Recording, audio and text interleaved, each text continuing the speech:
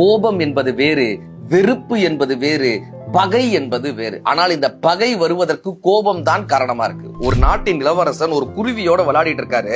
இந்த குருவி தன் சொல் பேச்சு கேட்கலன்னு உடனே கோபப்பட்டு அந்த குருவியினுடைய தலையை திருகி, அந்த குருவி குஞ்சினுடைய தலையை திருகி அதை கொன்றார். இதை பார்த்த தாய் பறவை பதறி அடித்து வந்து தனது குஞ்சை காப்பாற்ற நினைக்குது. அதனால காப்பாற்ற முடியல. உடனே கோபப்பட்டு அந்த இளவரசனுடைய கண்களை கொத்தி கொத்தி கொத்தி கொத்தி கண்களை பார்வை இழக்க செய்கிறது.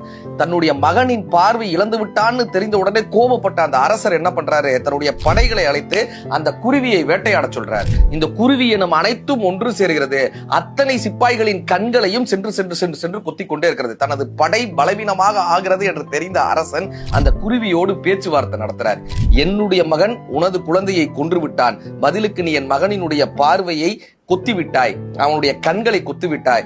இதற்கும் அதற்கும் சரியானது. ஏன் நாம் இருவரும் நண்பர்களாகி விடலாமே, இனிமே நமக்குள் பிரச்சனை தேவையில்லை, நம்ம நண்பர்களாகிடலாமான்னு இவர் கேட்க அந்த குருவி சொல்கிறது, உனக்கும் எனக்கும் இருப்பது கோபம் அல்ல, வெறுப்பல்ல, பகை.